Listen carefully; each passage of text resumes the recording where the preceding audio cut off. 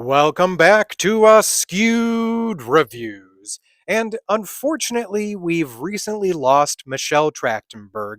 So, in honor of her, I've decided to do two reviews, one for a film of hers that I've never seen, and then one for a film of hers that is one of my personal favorites. So, the first one I'm doing a review for is a film of hers that I've never seen before, and that would be the 1996 film Harriet the Spy. Here is your trivia question for today. What food has Harriet apparently only eaten as her school lunch for the past 5 years?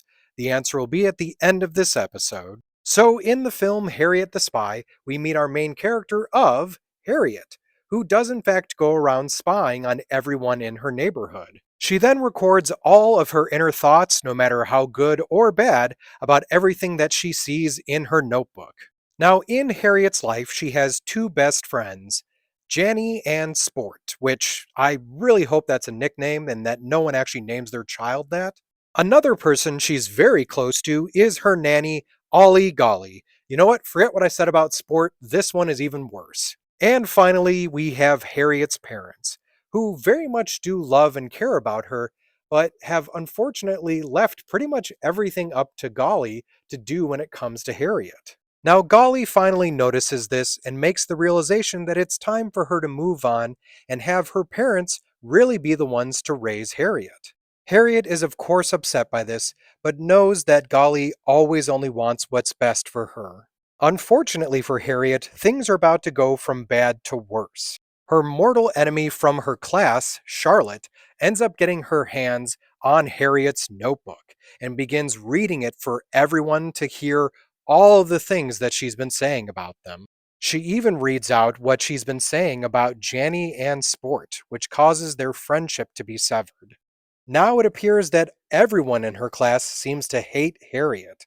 Is there anything she can do or anything she can say to make things better for her friends and her classmates? This movie was directed by Bronwyn Hughes. It is based off of a 1964 novel of the same name. What's funny is, Rosie O'Donnell loved this book when she was a child and immediately accepted the role of Golly without even reading the script. This movie, by the way, is also the very first feature film that Nickelodeon ever made. When it released in theaters, the pilot episode of Hey Arnold was shown before the movie started. When it released on home video, this was also the first time that Nickelodeon started their trend of some of their VHSs being in orange. The movie actually started filming on Michelle Trachtenberg's 10th birthday. Trachtenberg, by the way, also turned down the role of Matilda to do this film. One actress who has a cameo in this film is Eartha Kitt. I do not understand how they talked her into this, as she has two very quick scenes that nothing really happens in. Maybe she was just a big fan of the book. If you ever want to see her in a great role as a creepy old lady, just watch Ernest Scared Stupid. So during the scene where Harriet is writing letters into the corners of her notebook, my ADD was apparently going absolutely bonkers, as I just did not understand at all what she was writing. And in case you're like me, what she was spelling out is the statement, "Everybody hates me." Here's something I found interesting but also odd. The last scene in the film where the kids dance to James Brown's Get Up Off That Thing is usually cut out of modern day TV showings. I have no idea why.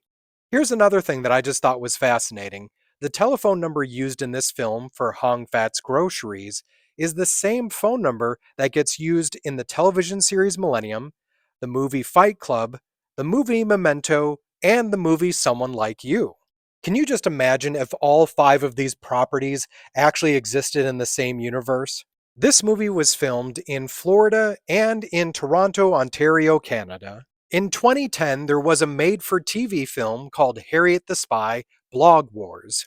Also, in 2021, Apple TV made an animated series of Harriet the Spy. So when it comes to the film Harriet the Spy, honestly, I'm not a big fan of this movie. Now, mind you, I had never watched it before, so maybe when I was younger, perhaps I would have liked it more at that time. I think my biggest issue with this movie is that it felt like it was just for kids. I love family films and stuff that is normally directed towards kids, but when this feels like only a kid audience would enjoy it, that's where I'm not a big fan. Now, that's my own personal opinion. I also found it hard to enjoy a film that seemed to be all about kids just being absolutely cruel to each other. So I'm going to give this one a 2 out of 5. Now, if you did enjoy this movie, other films I recommend checking out are Diary of a Wimpy Kid, Dennis the Menace, The Little Rascals, and Matilda. Now it's time to answer the trivia question from the beginning of this episode. What food has Harriet apparently only eaten as her school lunch for the past 5 years? According to her mother, and then clarified by Harriet herself, she only eats tomato and mayo sandwiches. As a person who despises tomatoes, this sounds nauseating. I hope you enjoyed this episode of Askewed Reviews. And please keep an eye out as later on I'm going to be releasing another review that is once again in honor of the passing of Michelle Trachtenberg. And it's going to be one of my favorites of hers.